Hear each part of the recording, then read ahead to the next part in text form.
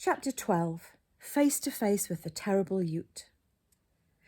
After lots of Suzanne's homemade soup, which was more like a steaming sweet stew, and hot baths, the family went to bed. For the first time in ages, Aubrey heard his parents laughing in their room. Suzanne had been calling Jim a ninny, a nit and a nincompoop, and Jim had been hugging her and picking Aubrey up and whirling him round and chattering about what a hero he was and what a superwoman his mother was. Aubrey had not been ready to join in with his father's high spirits, but he smiled to hear them both as he lay in bed. His mother and father were safe. But now his smile faded and his anger leapt up like a blaze. It was time to meet this thing, whatever it was. From the moment they'd found Jim, the Yoot's presence had seemed to vanish. You would have thought it had never existed, but the boy was not going to let it get away as easily as that. As his tired body slipped towards sleep, Aubrey's mind spoke out to his enemy. "I know you can hear me, you disgusting bully," he thought. "You are lurking somewhere, plotting your next attack. I am Aubrey Rambunctious Wolf, and I call you to fight me tonight. Answer me if you dare. I'll fight you here, I'll fight you there, I'll fight you in your horrid lair." There was a pause like a listening silence. Aubrey held his breath. Now a faint sound came. A laugh, a low laugh, coming closer. "You call the meeting," said a syrupy voice, which seemed amused, "but I decide where we have it." "Go on then." "I choose the desert of misfortune," came the voice as if it were gloating. Immediately, Aubrey was floating up into dreamscape.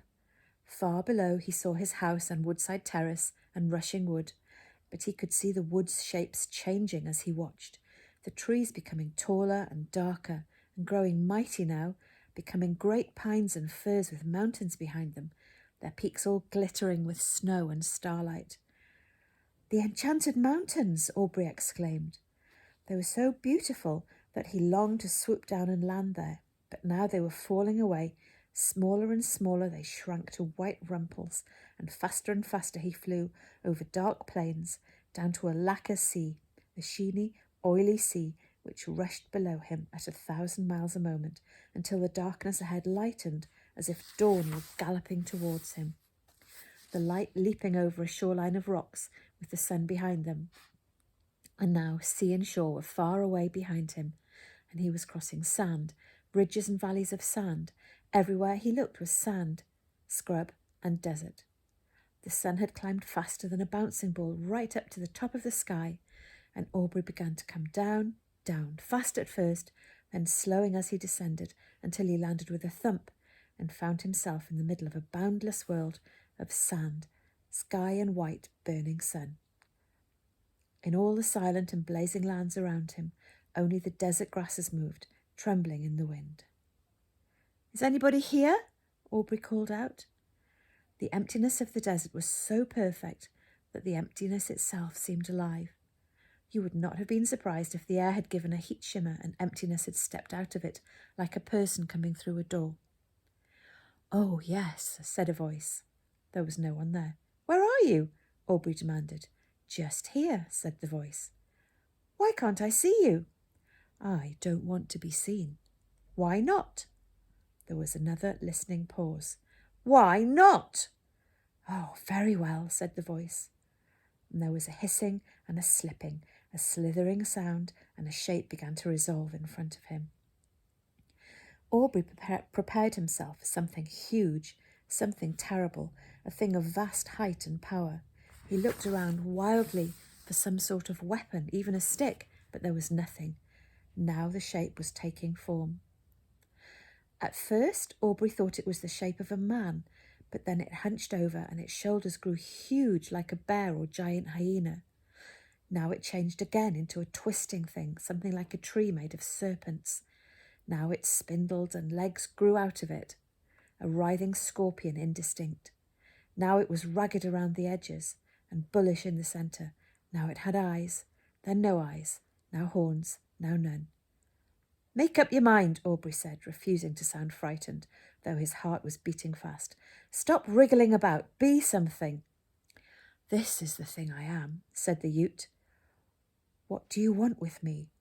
I want to fight you, Aubrey said, if you don't go away and leave us alone.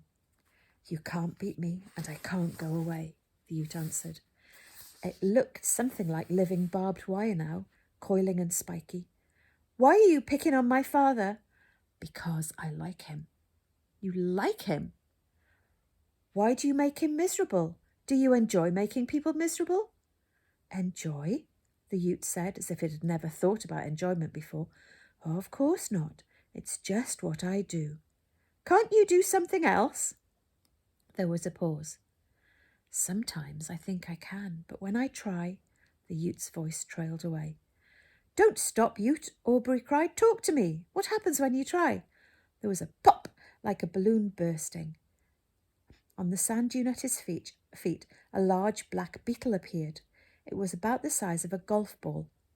Aubrey bent down to take a closer look.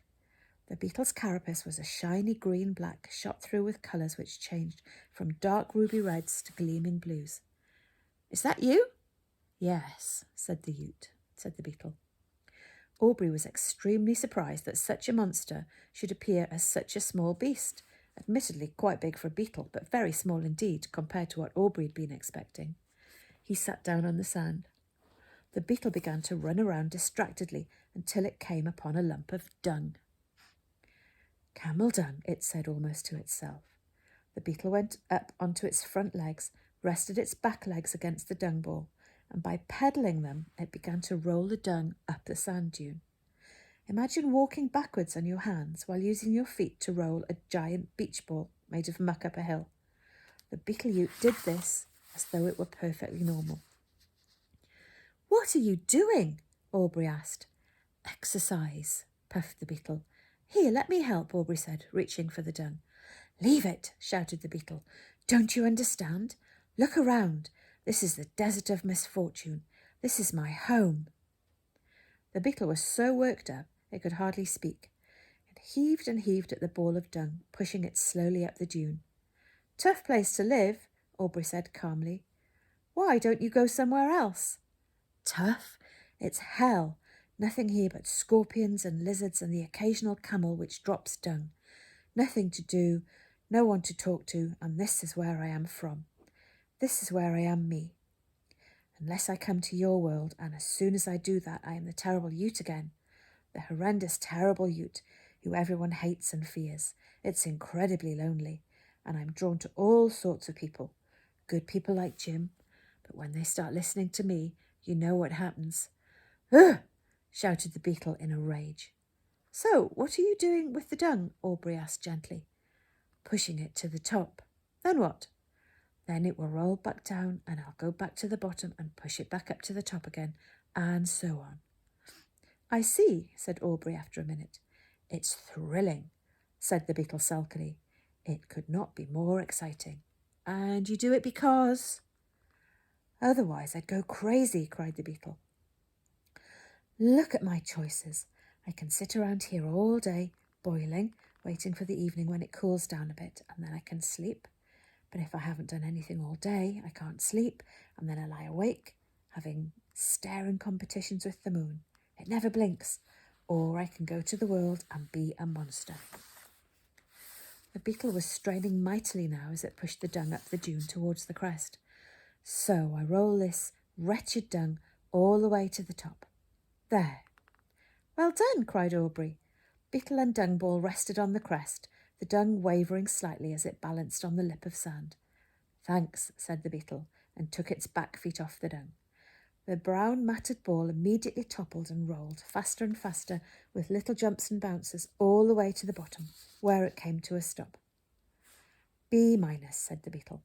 When you get a really A-grade ball, it's much harder, but it rolls further. The boy and the beetle looked at the dung, and the beetle sighed and set off back down the dune. You know, said Aubrey, you're not horrible at all to look at. You're really a very beautiful beetle, with those glowing reds and blues. You're quite magnificent, really, especially sort of shiny. Iridescent, said the beetle. When something dark is especially sort of shiny, it's called iridescent. Thank you. This is the only place I can be myself. When I go to the world, I am all those disgusting shapes you saw. Whatever people imagine me to be is what I become. You have no idea how ghastly it is to be the worst thing people can imagine." "I'm sorry, Beetle Yoot," Aubrey said. "I can see it's not your fault, but can't you just stay away from the world?" The beetle had reached the bottom of the dune now. It manoeuvred itself around the ball, did a handstand, rested its back legs on the ball, and gave it a heave. "I've tried," it said. "Believe me, I have tried. But how long could you last here? You try not to. You think of other things, but your mind keeps going back to the world, to all the countries and the glittering cities, and the great wide sea, and the villages and towns, and all the people with all their lives, and you think, I can't resist it. Just a quick look, just a peek to see how they're getting on. I'll just pop over, and as soon as you think it, there you are, and you're looking down on Rushing Wood, for example, and there's Jim, and I like Jim, but the next thing you know, you're in his mind, and even if you want to say something kind to him, which I do, it doesn't come out the way you intend. So instead of saying, 'You look good today, Jim,' you find yourself saying, 'That shirt doesn't go with that jacket. Can't you find something better?' And it goes on like that, and you're trapped, giving voice to all these horrible thoughts until you're saying dreadful things to him, and he's miserable. Do you understand? My company is toxic." And with that, the beetle stopped pushing, and the ball rolled back down, and the beetle threw itself into the sand and howled a small, desperate howl. "I am only what I am," it howled. "I wish I was different, but I am not. This is me. This is my existence. Oh, how I hate being trapped in me." Aubrey couldn't hate a creature in such misery. Only a short while ago he would have crushed it under his foot in revenge for all it had done. But now, as the beetle lay there, pounding its feet against the sand, Aubrey wanted to help. Gradually, the beetle's tantrum subsided from sobs to sniffs to a sigh. The boy reached out and stroked it, running his finger along the beetle's hard, shiny back. "How did you get your name?" Aubrey asked. "I don't know," the beetle sniffed. "That might be a clue," Aubrey said. "A clue to what?" "To how we untangle the mystery." "What mystery?" The beetle was looking up at him. It was not a happy beetle, but it was curious now. "The mystery of your true nature. How can you be such a sensitive beetle and the terrible Yoot at the same time? It doesn't make sense, does it?" "Some things don't," said the beetle gloomily. "Don't be so sure," Aubrey said. "Everything makes sense if you can find the right way to look at it. What we need is a new perspective." The beetle looked around the desert of misfortune. The desiccated bushes waved slightly in the wind. "Well," said the beetle, "I don't know where we're going to find one of those around here." The heat and the thinking about the beetle's troubles were making Aubrey's head heavy. He could feel sleep coming for him, and he knew that when it reached him, he would find himself back in the world. "Beetle Yoot," he said urgently, "trust me on this. I know where to go for a new perspective. Keep your spirits up. There is an answer. We will find it. We will find it. We'll find it!" Aubrey cried, sitting up upright in bed. It was morning. The garden was sparkling with frost. For all his extraordinary adventures in the night, he was not tired at all. He felt as though he'd had a deep sleep. "Right then," he thought, as he pulled the covers back and swung his legs out of bed. "A day for new perspectives."